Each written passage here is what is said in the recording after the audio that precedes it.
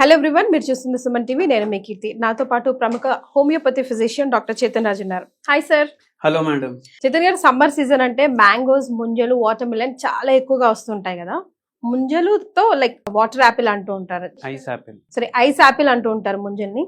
చాలా ఇష్టంగా తింటూ ఉంటారు. సో ఇప్పుడు ప్రశ్న ఏంటంటే, డయాబెటిక్ షుగర్ పేషెంట్స్ ముంజలు తినొచ్చా తినకూడదా? నేను మీకు విత్ ఎగ్జాంపుల్ చెప్తా, లైవ్ ఎగ్జాంపుల్. నేను డయాబెటిక్ ఉండే ఒక టైం, ఓకే, ఒక 4-5 years బ్యాక్. అయితే నాకు ఎప్పుడు వచ్చిందంటే కోవిడ్ తర్వాత నాకు డయాబెటీస్ డయాగ్నోజ్ అయింది. ఓకే, స్టార్టింగ్ లో వచ్చినప్పుడు నేను ఇది తినొద్దు అది తినొద్దు అని ఆలోచిస్తుండే. కానీ అల్టిమేట్లీ నేను ఒకటి చెప్తా మీకు, మనకు వచ్చేది టైప్ 2 డయాబెటీస్. ఇప్పుడు టైప్ 2 డయాబెటీస్ అని ఎందుకు చెప్తాం? 95% పేషెంట్లకు టైప్ 2 డయాబెటీస్ ఉంటుంది. ఓకే, ఇప్పుడు ఏమంటారు చాలా మంది, ఒక్కసారి వచ్చిందంటే నువ్వు ఏం చేసినా, నువ్వు ఎంత రుద్దుకున్నా అది లైఫ్ టైం ఉంటుంది నీకు అనేసి చెప్తారు. కానీ మనం లాజికల్ గా ఆలోచించాలి. మనకు కార్బోహైడ్రేట్ మెటబాలిజం సరిగా అవ్వాలి మన బాడీలో అంటే ఇన్సులిన్ ప్రొడక్షన్ కరెక్ట్ ఉండాలి. కరెక్ట్. కానీ ఇప్పుడు మనకు ఇన్సులిన్ ప్రొడక్షన్ ఉంది, కానీ ఏమైతుంది? ఇన్సులిన్ రెసిస్టెన్స్ డెవలప్ అవుతుందా కాదా? డెవలప్ అవుతుంది. అంటే ఇన్సులిన్ ప్రొడ్యూస్ అవుతుంది మన బాడీలో, కానీ మనం ఏం చేస్తున్నాం? షుగర్ ని కట్ డౌన్ చేస్తున్నాం. షుగర్ అంటే ప్రాసెస్ షుగర్ గురించి నేను మాట్లాడట్లేదు. ప్రాసెస్ షుగర్ అంటే మనం నింపుకొని చక్కెర పెట్టుకుంటాం కదా ఇంట్లో, చాయ్లో వేసుకుంటాం, పాల్లో వేసుకుంటాం, స్వీట్స్ లో వేసుకుంటాం, దాని గురించి మాట్లాడుతున్నా. అది డేంజర్. కానీ న్యాచురలీ ఏదైతే షుగర్ అవైలబుల్ ఉంటది అది కొద్దిగా మాత్రం రోజు పోతుండాలి. ఎందుకు అంటే మీరు మొత్తం కార్బోహైడ్రేట్ కట్ చేసిండ్రు అనుకోండి, బాడీ ఏమని అనుకుంటది? మన బాడీ కూడా సెల్ఫ్ గా ఆలోచిస్తారు కదా. మీరు మీ సొంతంగా మాట్లాడుకుంటారా లేదా? సెల్ఫ్ టాక్ చేస్తారా లేదా? అరే ఇప్పుడు డాక్టర్ తోటి వీడియోలు తీయాలనా అబ్బా అని అనిపిస్తుంది కదా అప్పుడప్పుడు. అంటే అట్లా మనం మాట్లాడుకుంటాం సెల్ఫ్ గా. అయితే మన బాడీ కూడా సెల్ఫ్ గా మాట్లాడుకుంటది. ఏమని మాట్లాడుకుంటది? ఇప్పుడు మన నరాలు ఉన్నాయి, అన్ని సిగ్నల్ ఇటు అటు పంపిస్తాయి.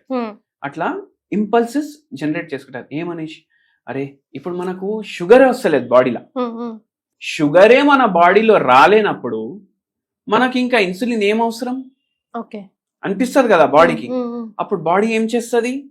ఇంకా ఇన్సులిన్ ప్రొడక్షన్ తగ్గిస్తుంది.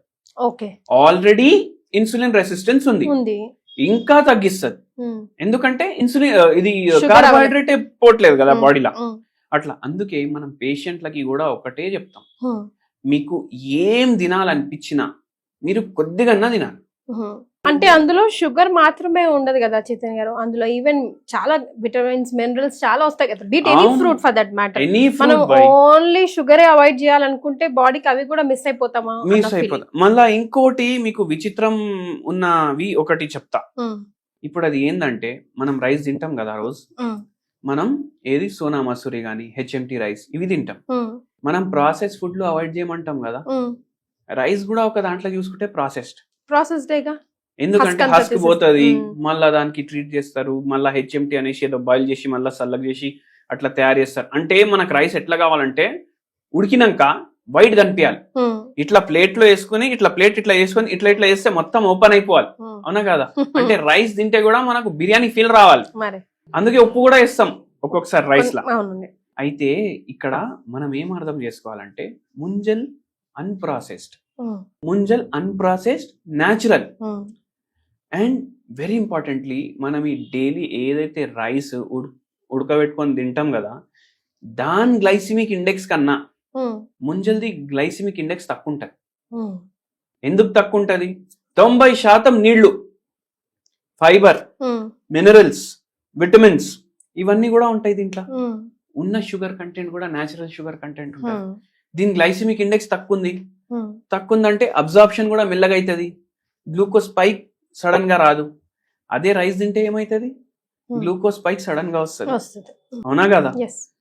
అయితే మనం అన్ప్రాసెస్డ్ ఫుడ్, న్యాచురల్ ఏదైతే అవైలబుల్ ఉంటుంది కదా, అది మనం బేఫికర్ తినొచ్చు. వెరీ ఇంపార్టెంట్ ఏంటంటే, ఇప్పుడు ఈ వీడియో ఇక్కడే పాజ్ చేసి అరే పోరా 10 ముంజలు తీసుకుని రా అని తినుడు కాదు. ఎట్లా తినాలంటే, మీరు క్వాంటిటీ మ్యాటర్స్. ఇప్పుడు మీకు ముంజలు తినాలనిపిస్తుంది, నైట్ ఉంది, ముంజలే తినాలనిపిస్తుంది.